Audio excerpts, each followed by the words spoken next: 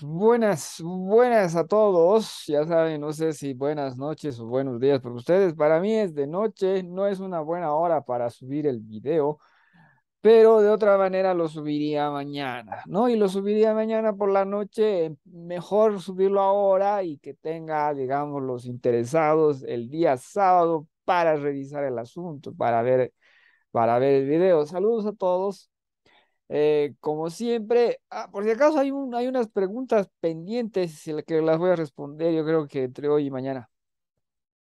Ya saben que yo no hablo de asuntos coyunturales porque lo que quiero es hacer videos, digamos, que queden ahí como pequeños aportes teóricos en medio de lo que es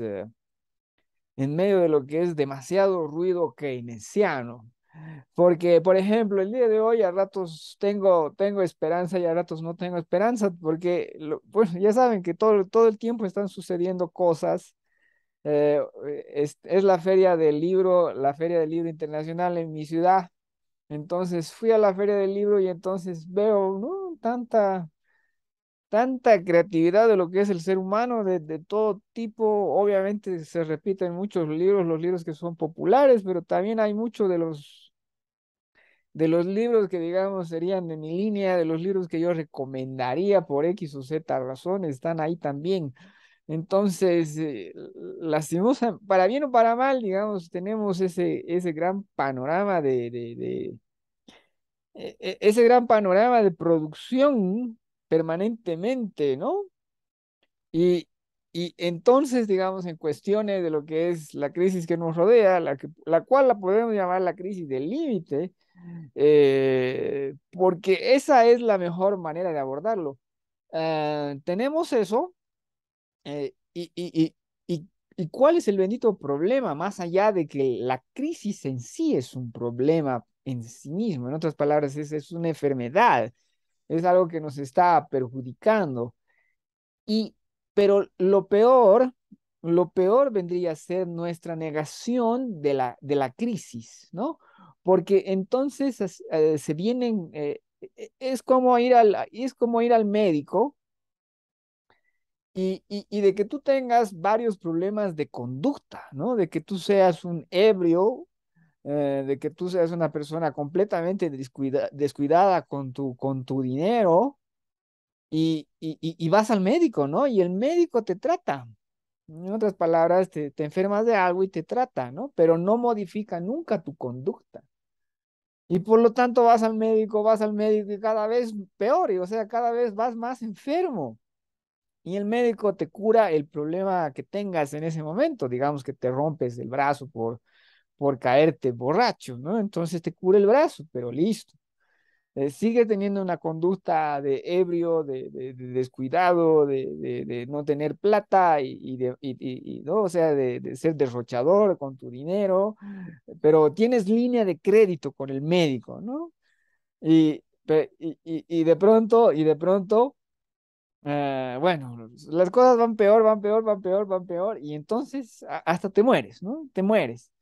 Pero no solamente ese es el bendito problema, sino de que has acumulado una deuda descomunal por tener una pésima conducta y esa deuda descomunal tuya la acaban heredando las personas cercanas a ti, ¿no? En otras palabras, perjudicas a tu familia, perjudicas digamos, a tu esposa, perjudicas a tus hijos, perjudicas a absolutamente todo el mundo debido no a que el médico no pudo curarte, sino a que nunca era verdaderamente un problema médico, sino era un problema de una cuestión de comportamiento.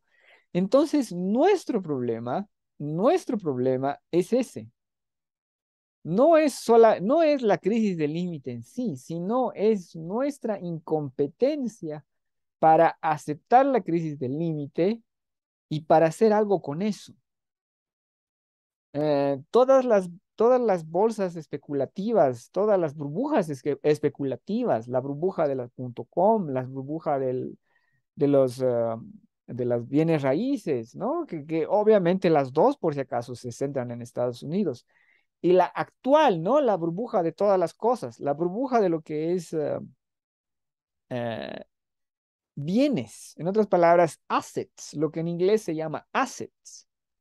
Todos los assets están sobrevalorados. Entonces, todos los assets están dentro de una burbuja, ¿no? Entonces, ahí tenemos, ¿no? Todas esas burbujas que se manifiestan ¿cómo se dice? Se propulsan, se impulsan, porque fracasamos. Porque fracasamos a la hora de reconocer la naturaleza del problema y por lo tanto abordarlo. Que no sería un problema, que no habría sido un problema para nadie. ¿Por qué no habría sido un problema para nadie? Eh, porque Elon Musk no necesita 200.000 millones de dólares. Elon Musk podría perfectamente ser el hombre más rico del mundo y tener 20.000 millones de dólares. Y que él sea el más rico, ¿no? Eso es lo que no se necesitaba. Y tampoco se necesitaba, digamos, no necesitas tú un vecino miserable, no necesitas tú un vecino drogadicto que existe tu vecino miserable por el Estado. ¿Y por qué existe tu vecino miserable por el Estado? Porque el Estado paga absolutamente todo el mundo y como paga absolutamente todo el mundo, entonces todo está absolutamente recontra archicaro porque no existe producción. Y por eso tú también tienes, digamos, al drogadicto enfrente. ¿Cómo es que vive el drogadicto? ¿Cómo es que vive? ¿No? Y entonces alguien tiene que pagar su existencia. Y entonces, digamos, donde hay un montón de drogos y todo lo demás, que es en el primer mundo, ahí gran parte de una u otra forma el Estado está participando en su existencia. ¿No? Entonces, eso es difícil de entender, difícil de abarcar. Y en eso estamos, ¿no? Y entonces cuando voy a la feria del libro, por ejemplo, y veo toda la creatividad, toda la inteligencia, toda la lucidez que se requiere para escribir bien los libros, ¿no? Porque si tú escribes bien un libro, eh, poco más, poco o mucho necesitas una parte de tu cabeza en buen orden, ¿no? Bueno, damas y caballeros, el día de hoy el tema es abordar cierta mecánica, vamos a abordar lo que es la tecnocracia. Y lo voy a abordar hablando de una persona en particular. Entonces, el día de hoy es hablar de Don McNamara. Por si acaso lo tengo fresquita la idea porque leí este libro que es uno de los libros que tengo, mejor dicho, uno de los libros que he leído de Max Hastings. Me ha gustado muchísimo este autor. Eh, periodista, periodista dedicado a historiador. Este es un libro de la historia de la guerra de Vietnam. Fabuloso, me ha gustado muchísimo, pero bueno, ya saben, he leído dos libros suyos que me han gustado y por eso estaba ansioso y con ganas de leer este sobre la guerra de Vietnam y me alegró encontrarlo por ahí, me alegró encontrarlo a buen precio. Pueden ver de que se podría decir es un abordaje completo, ¿no? Porque ya saben, se requiere espacio para abordar las cosas. Este es un trabajo de 700 páginas de texto, ¿no? Esas son las notas, ¿no? 700 y pico, a ver, 794 páginas, prácticamente 800 páginas para abordar un tema. Entonces, si bien tiene que resumir la parte de la historia de la guerra francesa, de la franco-indochina o Indochina, pero la guerra de la Indochina francesa, ¿no? Después de la Segunda Guerra Mundial. Si bien tiene que resumir esa parte, igual nos deja la idea de quiénes estaban, ¿no? Quiénes estaban los involucrados, cómo era la situación y todas esas cosas. Bueno, entonces, eh, ¿qué es lo que sucede en nuestro momento? Eh, ya he declarado varias veces de que el problema es sumamente complejo, pero seamos sinceros, la complejidad también puede simplificarse y puede simplificarse de buena manera. ¿Cuál es la realidad? Eh, Se habla de la crisis del límite y lo que hay es un rechazo a la crisis del límite. En otras palabras, no se acepta. la crisis del límite? ¿Por qué no se acepta por más que es de sentido común, digamos, ¿no? Eh, los seres humanos deberíamos, alguien nos dice, hay un límite y nosotros decir sí, digamos, ¿no? Ah, y sabemos cuáles son las posturas y lo que sucede es que, en primer lugar, las cuestiones económicas necesitan crecimiento. Seamos sinceros, en el fondo del fondo no, pero digamos, los modelos quieren crecimiento. Los sistemas, todos los sistemas financieros humanos, tal como los hemos ordenado, requieren crecimiento. En otras palabras, tú le dices, eh, tú le prestas dinero a alguien, ese alguien te tiene que dar más dinero del que se ha prestado. ¿Y cómo va a darte, cómo te va a devolver al banco más dinero del que se ha prestado? Te va a devolver porque de algún punto va a sacar más dinero del que consume, ¿no? Entonces, y entonces si se presta a un estado, a un país, si se presta a un país, lo que se asume es de que va a haber crecimiento de ese país y ese tipo de cosas, ¿no? En otras palabras, tú tienes, digamos, parámetros económicos que están ahí apostando al crecimiento. En el fondo del fondo no debería ser así, no debería ser así, por razones obvias, porque ah, por la facilidad con que podemos devaluar el dinero. En otras palabras, Zimbabue, ¿no? Zimbabue, ¿de qué tamaño es su mercado? Eh, en dólares de Zimbabue, ¿no? Entonces, digamos, es 1 millón y ahora va a crecer y va a ser 2 millones, o sea, ¿no? Por si acaso de ese problema nos dimos cuenta hace muchísimo tiempo atrás, o sea, y ahí habría que ver, digamos, y ahí habría que ver ah, qué, digamos, qué posturas exactamente ah, respaldan esa idea, ¿no? De que siempre debe haber crecimiento y bla, bla, bla. Pero sabemos que eh, una de las negaciones de la crisis del límite, por si acaso esto es hablando de cuando se publicó, ¿no? ¿De dónde vienen las críticas? Se publica el texto La crisis del límite, les mostraré, ¿no? Entonces, veamos, ya saben cómo es este libro de siempre, Limits to Growth. Por si acaso me han preguntado si existe en español, que yo sepa, sí, sin problemas. Fue traducido hace 800 años atrás. El libro es este, ¿no? Los límites del crecimiento. Por si acaso, este libro lo pueden encontrar en PDF y ¿cómo se dice? Y está circulando de forma permitida. En otras palabras, los editores lo han hecho circular y también lo han hecho circular los autores. En otras palabras, está ahí disponible para que ¿cómo se llama? Para ser consultado y todo lo demás. Pero ¿cuál es el punto? El punto es de que en esos años, en los años 70, cuando sale, ¿de dónde vienen las ideas en contra? En parte vienen de los economistas. En otras palabras, del pequeño grupo, porque a diferencia de lo que se cree, esto siempre es el pequeño grupo.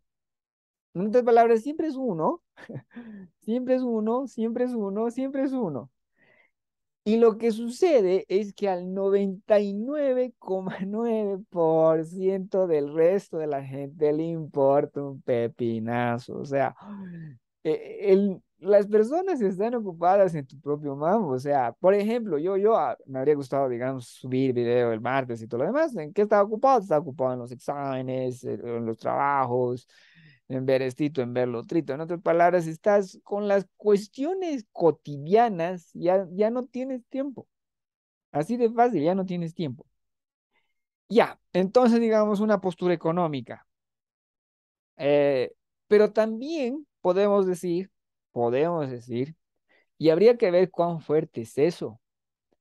eh, un instinto, por si acaso un instinto equivocado, un instinto que se manifiesta en cuestiones culturales.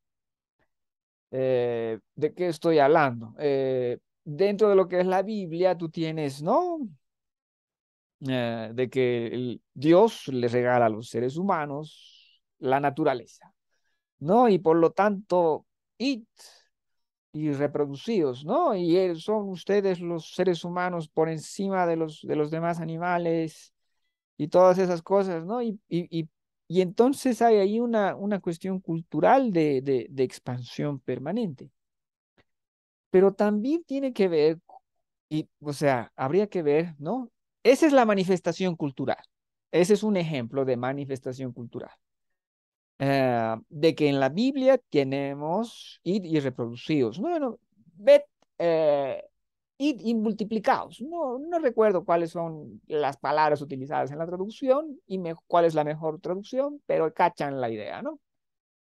Entonces, esa es una manifestación cultural de qué? De que eso es lo que hacen absolutamente todas las poblaciones del animal exitoso.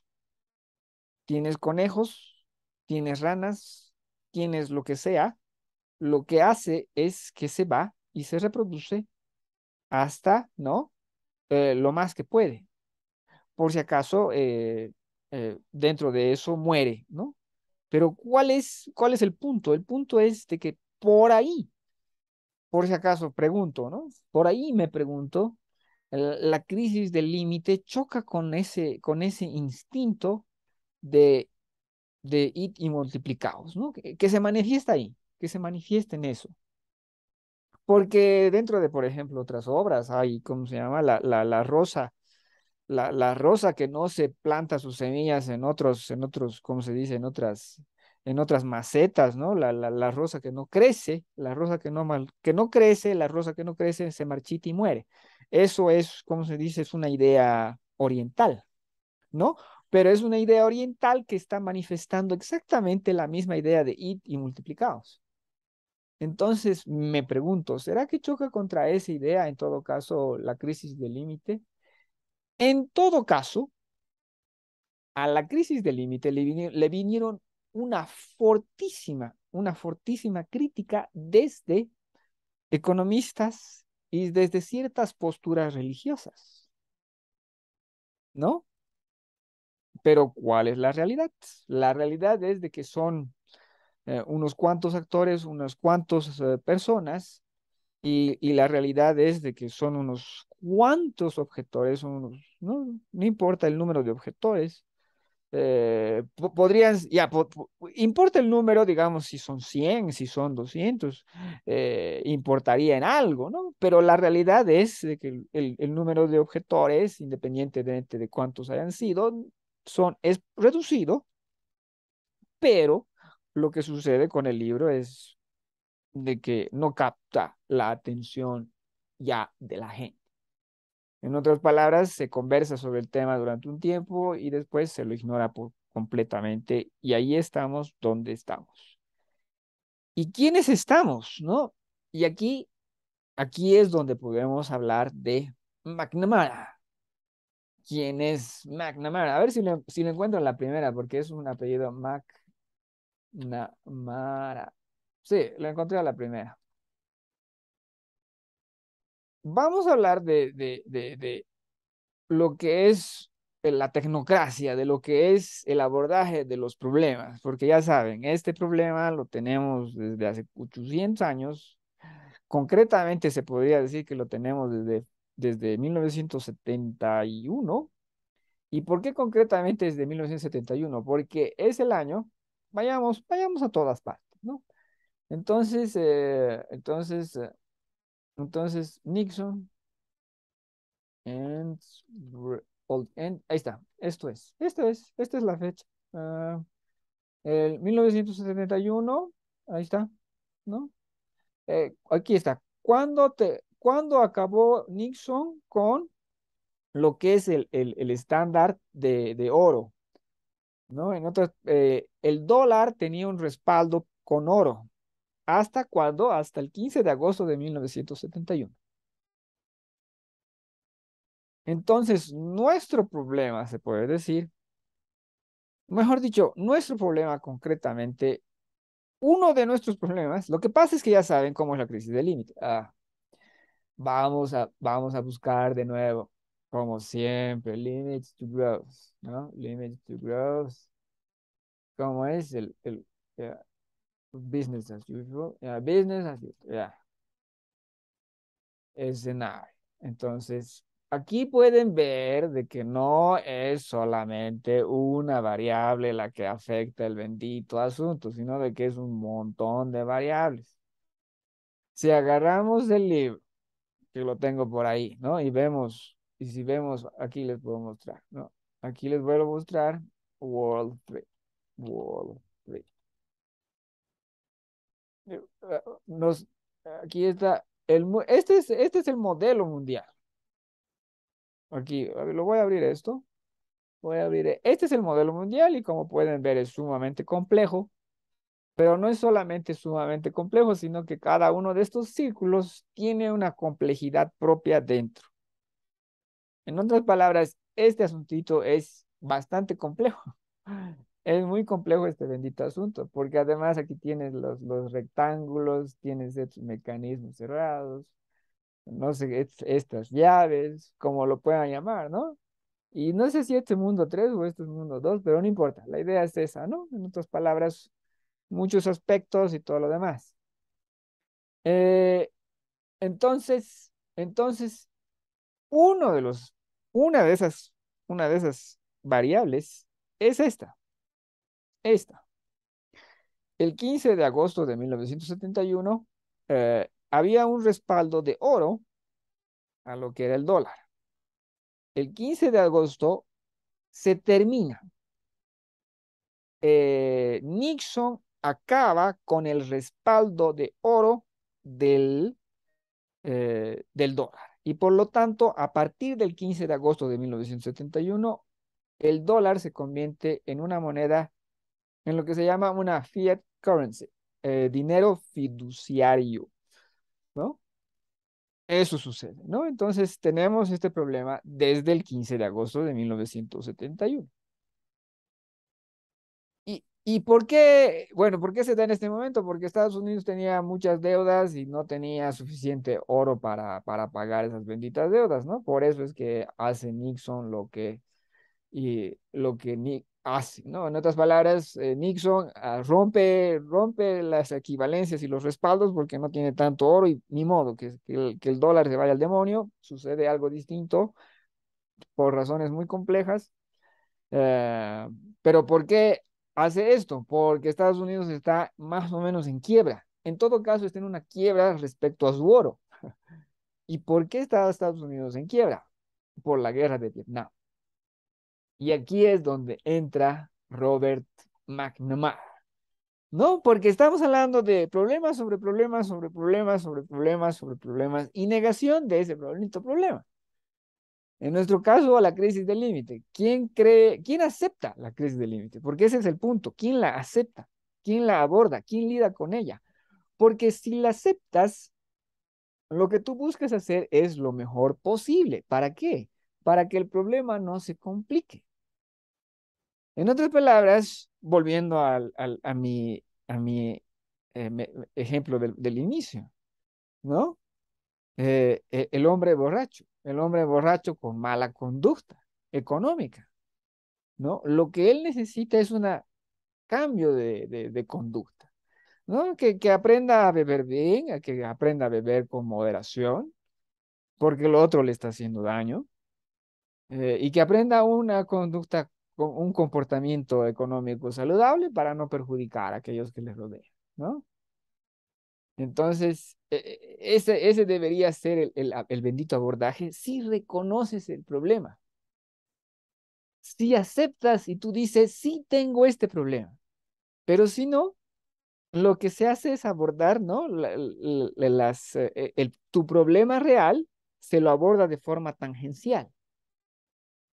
Y ahí interviene el médico, ¿no? El médico que siempre te va a reparar el brazo, el médico que te va a curar esto, el médico que te va a curar la otra infección, y tú vas acumulando dedo y vas acumulando dedo, ¿no? En otras palabras, no puede haber un, un reconocimiento del problema y un no abordaje del problema. No, no, no puede haber. O sea, o hay uno o hay lo otro. En otras palabras, el problema sigue y se complica cada vez más.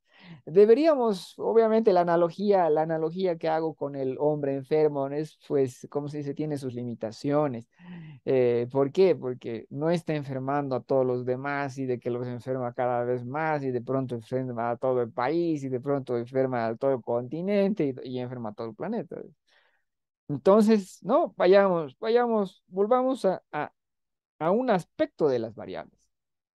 Tenemos un problema, no se lo reconoce, no se lo aborda. Y aquí tenemos un ejemplo de cómo no se aborda el problema. Concretamente, el abordaje de Robert McNamara de lo que fue la guerra de Vietnam. ¿Quién es este hombre? Obviamente, ya les he dado el nombre, es Robert McNamara. ¿Qué es lo que hace? Vayamos por partes. Robert McNamara es un genio, es un genio que ha demostrado ser sumamente capaz. Trabaja en la industria automotriz. No estoy recordando si es en la Ford o en otra. Obviamente podría haber, pero no importa. No, o sea, el detalle no importa. El punto es de que trabaja en ¿cómo se dice? En la industria automotriz. El punto es de que llega administrador de X o Z nivel y comienza a dar ideas, comienza a abordar y la gente reconoce, este tipo tiene talento, que sube en el escalafón. Se vuelve el jefe y cuando le toca ser el jefe le dicen, la empresa está en tal situación, ¿qué vamos a hacer? Y lo que hace el jefe es agarrar y dice, digamos, necesitamos proyecciones y estadísticas. Y entonces le traen las proyecciones y las estadísticas y dicen, ajá, la familia estadounidense tiene la estructura XZ, tenemos tantas personas, lo que necesitamos es este tipo de auto, tiene que ser de este precio, ¿no? Y tiene que ser de esta simpleza porque tenemos que ahorrarnos gastos aquí y acá, ¿no? Y va modificando todas las cosas para construir productos o construir productos. Bueno, o sea, ya, construir productos. O sea, no, aquí habla directamente de su ingreso ya saben, a la guerra. De la guerra podemos hablar mucho, de la carrera particular de Robert McNamara, no tanto. Pero ¿cuál es el punto? El punto es de que todas las personas que hemos conocido la guerra de Vietnam, mejor dicho, hemos analizado la guerra de Vietnam, conocido, repasado algún artículo y demás, conocemos a Robert McNamara. Robert McNamara demuestra ser un magnífico empresario, un magnífico administrador. Y lo que sucede es que su empresa automotriz, por la guía que les da, tiene un éxito fenomenal. En otras palabras, él abordó de una forma el problema que es una forma técnica, ¿no? Él es un ejemplo de la tecnocracia, él es un ejemplo del tecnócrata. Él es el ejemplo de la persona cuyo conocimiento de ¿no? De las mecánicas, de la técnica y todo lo demás, le permite abordar el problema y conocer la naturaleza y por lo tanto presentar la solución. Eso es lo que hizo Robert McNamara. Tuvo un éxito fenomenal. Después, por si acaso, se vuelven sus amigos, uno de sus, bueno, ya saben, sus amigos, ¿y quién es su amigo? Su amigo es los Kennedy, ¿no? El presidente Kennedy. Entonces, él se vuelve presidente de los Estados Unidos y bueno, no es Robert Kennedy, Robert Kennedy es el otro. Bueno, el primer Kennedy, ¿cuál es su nombre? ¿Cuál es su nombre? Bueno, no importa. El primer Kennedy, ¿no? El presidente Kennedy. Aquí, a ver, Kennedy, presidente, a ver, Kennedy. John. El nombre más. John, ya me parecía muy fácil, ¿no? Entonces, John Kennedy llega a la presidenta y le dice, Robert, quiere ser, ¿cómo se dice? Lo que ellos llaman, ¿no? Secretario, ¿cómo es? Secretario. Ellos lo llaman secretario, ¿no? Secretario, ¿no? A ver, aquí lo decía, Clara, secretario, ajá. secretario de Defensa, ¿no? Que es ministro de guerra, se podría decir. Esa es la imagen que nosotros manejamos. Ay, perdón, me equivoqué, ya puedo cerrar esto. Ok, pero ¿cuál es el punto? El punto es de que John, ¿cómo se llama? John Kennedy le dice, no, tú quieres ser ministro de defensa, que ellos llaman secretario, ya sabes. Eh, y Robert McNamara, ¿a qué se enfrenta por si acaso? Se enfrenta a una brutal reducción de su salario. Él está trabajando con una de las más grandes automotrices y tiene un salario jugoso, jugoso. Estamos hablando, digamos, no sé de cuánto, pero digamos que gana él. Le pondremos un número para que se dé idea a la gente de cuál es su sacrificio. Digamos que él gana 5 millones, ¿no? O sea, eso es lo que gana él, digamos. Y se le va a ofrecer 200,000. Esa es la reducción, la caída en su salario y en su éxito personal que Robert McNamara va a aceptar. ¿Por qué? Porque acepta, esa es la historia es esa, ¿no? Necesitamos tu ayuda, tú eres la persona indicada para este tipo de cosas. Y entonces Robert McNamara, el tecnócrata por excelencia, ¿no? ¿No? Por ego, acepta, acepta ser secretario de defensa de John Kennedy. Y esa es la historia que se conoce y por la que le conocemos, bueno, todas las personas que nos hemos encontrado con este nombre, nos hemos encontrado porque, digamos, yo tengo allá adentro mis libros de la guerra de Vietnam, porque tengo un montón de libros sobre sus cuestiones militares y cada que ¿cómo se llama? Se habla de la guerra, se habla de Robert McNamara y se habla de la actitud de precisamente Robert McNamara. Porque entonces llega Robert McNamara al Ministerio de Defensa de los Estados Unidos. ¿Y qué es lo que hace? Hace lo que hizo para la empresa. Necesito estadísticas. Necesito estadísticas ¿de qué? De enemigos muertos. Necesito estadísticas, ¿no? De su tipo de armamento. Necesito estadísticas, ¿no? Del área, del número de soldados por área. Necesito estadísticas, no, necesito todas las estadísticas. Necesito conocer, ¿no? Conocer la situación. Y eso es lo que hace Robert McNamara. Le dan todas las estadísticas, ¿no? Y por si acaso, tiene siquiera 3 momentos, Robert McNamara, por decirlo así. Eh, Obviamente en el punto, en verdad son 2 momentos, ¿no? El momento de creer, ya, entonces aquí sí podemos hablar de 3 momentos, porque ¿cuál es el primer momento? El primer momento vendría a ser que tú has propuesto una solución al problema y estás esperando los datos mientras vas imaginando cómo podría ser la solución al problema.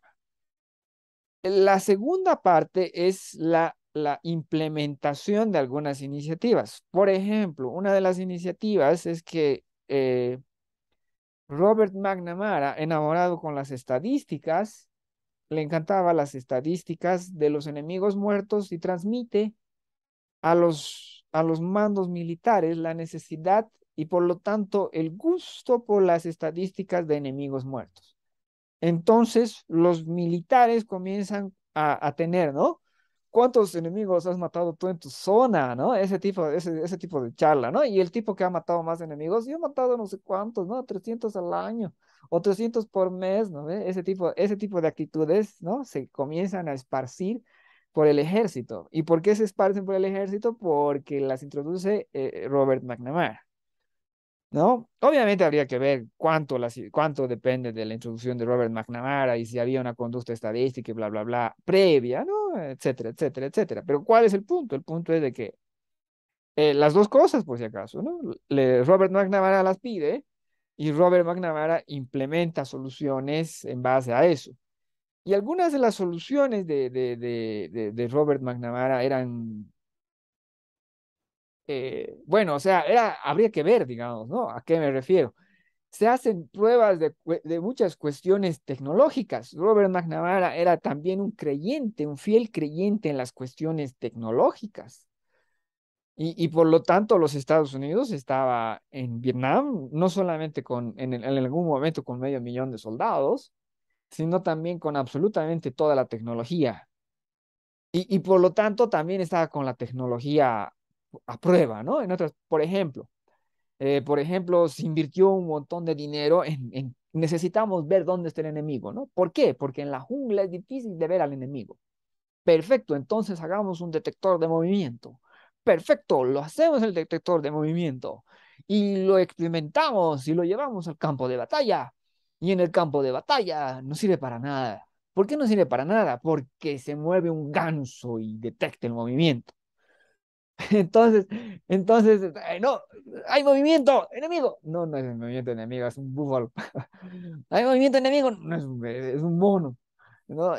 Y literalmente era un mono, era un orangután. Y entonces hay una chorrada de esas ideas, una chorrada de las ideas de Robert McNamara. Hay un kilo de iniciativas, ¿no? Un kilo de iniciativas, por ejemplo, para la zona desmilitarizada. ¿Por qué? Porque ¿cuál era el asunto? El asunto era de que, por si acaso podemos, creo que ver el mapa de Vietnam, pero tendríamos que ver, voy a buscar aquí entonces el mapa de Vietnam del Sur para que no sea tanto hablar al aire. Map of South Vietnam. South Vietnam. Mm, chan, chan, chan. Lo podemos, sí, no sé por qué me salió la fecha 1978. Bueno, entonces aquí ahora estoy compartiendo, sí, estoy compartiendo el mapa de Vietnam del Sur. Bla, bla, bla, bla, bla. Creo que podemos ver este, sí, podemos ver este, pero no es muy bueno ni muy grande. Ya, pero vale. Entonces, ¿cuál es el punto? La zona desmilitarizada, por si acaso, estaba justo en la frontera, ¿no? Entonces, ¿cuál es el problema?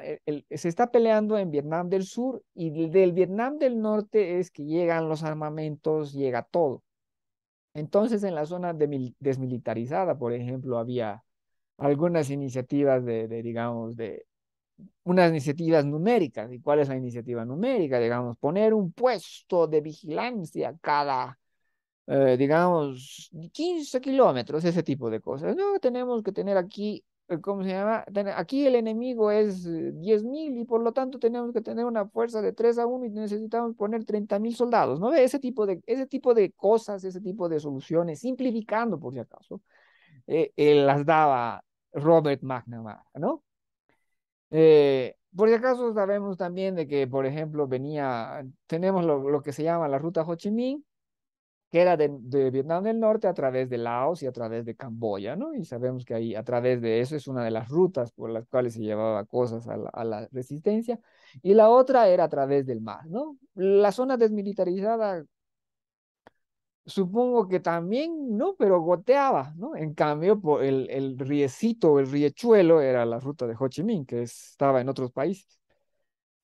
Entonces ahí tenemos, ¿no? El abordaje tecnocrático que a diferencia de lo que pueda creerse, digamos, involucra muchísima imaginación. Tienes tú que imaginar. Y también tenemos aquí, por si acaso, de que hay muchísimos fracasos. Por ejemplo, el M16. El M16 es un magnífico fusil de asalto, ¿no? Pero cuando se lo saca, por si acaso se lo saca precisamente durante la guerra de Vietnam, Y, y era muy, muy bueno, pero ¿cuál era el bendito problema? Como requiere tanta sofisticación, se arruina un poquito una de las piezas ¿cómo se llama? Se le mete algo de arena en algún punto de esa máquina sumamente letal, sumamente exigente, se le mete arena y se va a encasquillar, o sea, no vas a poder disparar. Y ese problema tuvieron muchos, o sea, tuvieron a nivel, o sea, presente muchísimos soldados, porque date cuenta de que no importa si el número es pequeño o grande, en otras palabras, no importa si es que mueren unos centenares, pero el punto es de que mueren solo unos centenares y unos centenares resultan heridos porque se te encasquilla el bendito fusil, o sea, están intentando disparar al enemigo y, y después vienen, ¿no? Con que el aparato era muy bueno y todo lo demás y que solamente se le necesitaba limpiar bien. Sabemos de que no era exactamente eso, ¿no? De que como se lo implementa tan rápido, en otras palabras, como es novedoso, bueno y todo lo demás, se lo implementa tan rápido de que había algunos fallas en la producción, en otras palabras, había algunos que estaban medio falladitos, y obviamente también de que se requería, como se dice, requería mantenimiento, ¿no? Más mantenimiento que el arma previa, digamos, el M16, entonces el M15. Creo que era AR-15 el nombre que se le da, pero el punto, cachan la idea, ¿no? Una persona que busca estadísticas, una persona que busca lo último en tecnología.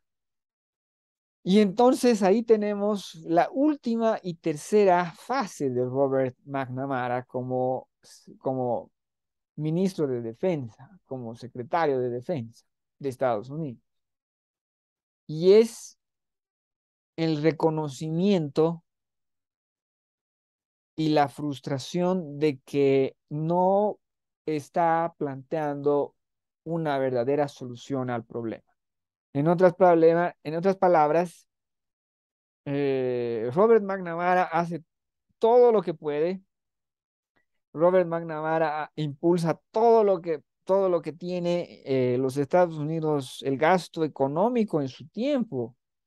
Es inimaginable en este tiempo. En este tiempo no podemos imaginarnos los precios. No, no es lo mismo, gente. El precio de la gasolina, el precio de esas cosas en esos tiempos no valían mucho. El esfuerzo, estamos hablando de 500.000 de soldados, lo que nunca estuvo dispuesto a comprometer a Estados Unidos después en ninguna guerra. En ese momento había todos esos soldados, había todas esas batallas y había todos esos gastos de bala. En otras palabras, ya saben, ¿qué hacen los soldados? Los soldados o están matando gente o están defendiéndose de gente o están ociosos agarrando el arma y disparándole a tiro al blanco a latas o lo que sea. O sea, necesitas unas cantidades descomunales de munición y todas esas cosas, ¿no? Y en ese esfuerzo estaba metido los Estados Unidos, que son unas cantidades inimaginables. Se podría hacer el trabajo, ¿no? O sea, hacer el ajuste a la inflación, hacer el ajuste a lo que es proporción del Producto Interno Bruto, ¿no? ¿Cuánto se gastaba ahí respecto a su Producto Interno Bruto? Es unas cifras que hoy en día no podemos ni imaginar. Y entonces ahí, gobernando todo eso con la mejor de las intenciones, tenemos a Robert McNamara. ¿Y con qué se encuentra Robert McNamara? Con el fracaso, porque los informes que él mismo pide le van llegando y no hay la respuesta que él esperaba, porque la respuesta que él esperaba es concreta. Tenemos que tener los resultados de que estamos ganando la guerra. Así de fácil, ¿no? Y él obviamente se pone, no sé, parámetro uno, parámetro 2, parámetro 3, parámetro 4, parámetro 5, parámetro 5, 6, no sé, del 1 al 10, ¿cuánto se pone? Ni idea. Que se ponga 5. Entonces, en tus 5 parámetros resulta que no estás ganando la guerra. Y para él esto es un asunto completamente de ego, esto es un asunto completamente patriótico, este es un asunto completamente de la persona que ha decidido asumir la responsabilidad de ser secretario de Defensa de los Estados Unidos. En este momento, para resolver este problema, para abordar este problema por el país, por la gente, no es una persona que dice desprecia al ser humano y que no le importa lo que mueren los jóvenes, ¿no? En Vietnam. Para nada. Él lo que quiere es la victoria, él lo que quiere es ganar, él lo que quiere es pelear bien la guerra, ¿no? Y fracasa y fracasa y fracasa. Y entonces a partir de cierto momento, el gran tecnócrata, por los resultados que él mismo puede observar, llega a la conclusión de que está perdiendo la guerra. Y ese momento se convierte, ¿no? Se convierte no solamente se convierte en un opositor de hecho, digamos, no de derecho, ¿no? Hasta que creo que lo despide Johnson, no estoy recordando, ¿no? Entonces, esa es la conducta de los tecnócratas. ¿Y cuál es aquí la gran moraleja para, digamos, nuestro asunto, la crisis del límite? El tecnócrata sabe bien un área y sabe bien cómo abordar problemas de cierta manera, y el problema tiene que ser de cierta naturaleza para que la respuesta del tecnócrata sea la correcta. De lo contrario, con lo que se va a encontrar el tecnócrata o cualquiera que aborde el asunto es el fracaso. No, en el caso de Robert McNamara, tarda demasiado tiempo en aceptarlo. Por más que, digamos, se sabía que a puertas adentro ya había aceptado el fracaso, de puertas afuera, políticamente no lo aceptó, digamos, defendió esto, defendió lo otro, ¿no? Y estamos hablando de una persona en un punto clave que perjudica que perjudica todo el bendito proceso de la guerra. Por si acaso, aquí tengo eh, aquí tengo una bendita conclusión que la anoté, ¿no? Todos los dólares, toda la guerra habían sido inútiles para dotar a los gobernantes de Vietnam del Sur y sus partidarios, ¿no? De tres elementos vitales. Por si acaso, esta es una conclusión de Max Hastings. Eh, ya. ¿No? Entonces, a ver, para dotar a los gobernantes de Vietnam del Sur y sus partidarios de tres elementos vitales, ¿no? Tres elementos vitales: dignidad, autoestima y la empatía suficiente para alcanzar un pacto con su propio pueblo. Estados Unidos, por si acaso, paréntesis, abrimos paréntesis, ¿no? Estados Unidos estaba en Vietnam del Sur apoyando al gobierno de Vietnam del Sur, pero el gobierno de Vietnam del Sur era una tontería. Cerramos paréntesis. En ausencia de tales cosas, o por si acaso, abrimos paréntesis, en ausencia de dignidad, autoestima y la empatía suficiente para alcanzar un pacto con su propio pueblo, ¿no? En ausencia de tales cosas, el triunfo en el campo de batalla servía de poco. Los Estados Unidos ganaban batalla tras batalla, combate tras combate, ¿no? Emboscada tras emboscada, iniciativa tras iniciativa, ganaba, destruía. ¿Y? Y, ¿cómo se dice? Y, mm, y el Vietcong crecía, ¿no? Y el Vietcong ¿qué es la insurgencia comunista del sur? El Vietcong no era derrotado, ¿no? Seguía y cada vez tenía más gente. Mm. Y bueno, aquí hay otra frase, ¿no? Todas estas muestras de sentido común deberían haber llevado a los gestores políticos a una conclusión clara, ¿no? A falta de cimientos políticos, la intervención militar era vana. En otras palabras, Robert McNamara está abordando mal el problema, porque lo que debía hacer no era ganar, no debía ganar batallas, no debería ganar la mano en cuestiones militares. Debía realizar otra cosa completamente distinta, que en este caso, en el caso de la guerra de Vietnam, era un cambio radical de lo que era el gobierno de Vietnam del Sur, al que apoyaba a los Estados Unidos. Eso era lo que se debía abordar. En otras palabras, Robert McNamara, con muchísimo esfuerzo, muchísimo dinero, abordaba así el problema. Y el problema era otro. El problema era cuestión política, era cuestión, no, era cuestión política. que a él no se le ocurrió tocar y por eso fracasa. Y Robert McNamara era una persona sumamente capaz, sumamente lúcida, al igual que son sumamente capaces y sumamente lúcidos muchísimos de los tecnócratas que en este momento están ahí manejando nuestro mundo y fracasando brutalmente, brutalmente a la hora de resolver alguno de nuestros problemas.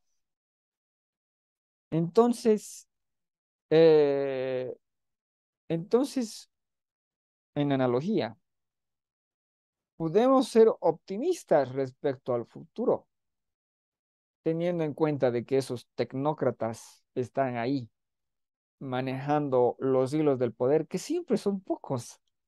Damas y caballeros, es increíble cuán pocos son las personas que manejan, digamos, el mundo, se podría decir, manejan el mundo y lo inútiles que son, ineptos que son, pero cuán pocas son, cuán pocas son, es increíble. Ya, eh, pero entonces la pregunta es, ¿sirve o no sirve? La respuesta es, si son como Robert McNamara, ah, sirve, va a servir. ¿Y por qué va a servir? Y es por eso que yo soy optimista, porque se encuentran con el fracaso. Y digamos, Robert McNamara, en su caso de defensa, ministro de defensa, obviamente no llega, no puede hacer nada, no llega a formular una respuesta, no llega a formular una solución y los Estados Unidos va a perder la guerra de Vietnam de una forma sumamente humillante en el próximo gobierno, que es el gobierno de Nixon. O ya no recuerdo si es en el gobierno de Ford, porque Nixon se ve obligado a renunciar, ¿no? El punto es de que pierde, ¿no? Y pierde obviamente toda la tecnocracia estadounidense. Y seamos sinceros, en los últimos, los 20 años de ocupación de la guerra de Afganistán son exactamente la misma estupidez, ¿no? Los tecnócratas, los burócratas, sin nadie de verdad de renombre, sin nadie de verdad capaz que aborde el problema, ¿no? Y obviamente fracasa y se va al demonio. Entonces, ah, con ese tipo de antecedentes, con ese tipo de analogías, los tecnócratas depende, obviamente siempre depende, ¿no? Depende de qué vayan a hacer, depende de todo lo demás, pero, la realidad del problema en este momento, año de 2022 septiembre, está reventando en sus caras. Recuerden, si bien en este momento todos los políticos están haciendo burrada tras burrada en absolutamente todas las partes, el Banco Central de Estados Unidos está haciendo lo correcto, el Banco Central británico está intentando hacer lo correcto, el Banco Central europeo se ha visto obligado a hacer lo correcto, ¿no? Y entonces, ¿no? El problema estalla y ya no se puede seguir con la farsa. Y por lo tanto, y por lo tanto puede haber las reacciones correctas. Esa es, digamos, mi moraleja, mi esperanza. El factor McNamara de los tecnócratas que se den cuenta de la naturaleza del problema. Por si acaso, eh, por cada buena noticia que hay, gente, hay otras dos malas noticias por cada persona lúcida. Ya saben que nosotros no estamos aquí contra los tontos, no es cuestión de tonto, es cuestión de malas teorías. No se quiere aceptar la teoría de la crisis de límite, así de fácil. No se quiere aceptar. Y por lo tanto, si no se quiere aceptar, no se la puede abordar. Entonces, veamos si la aceptan. Yo diría que no, yo diría que este año no, yo diría que este año siguen todas las mentiras, pero soy optimista, porque al año comienzan a aceptarla, sí o sí, y a ver si comienzan a hacer en algún lado las cosas bien. porque solamente queda opción. Bueno, damas y caballeros, como siempre, muchísimas gracias por su atención.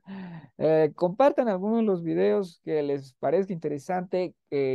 Vean algunos de los otros videos, ya saben, se pueden ver al 2 de velocidad y eh, creo que mi ritmo de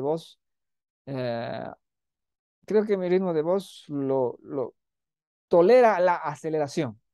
Hasta la próxima. Esperen un momentito, tengo que detener la grabación. Ahora sí, hasta la próxima.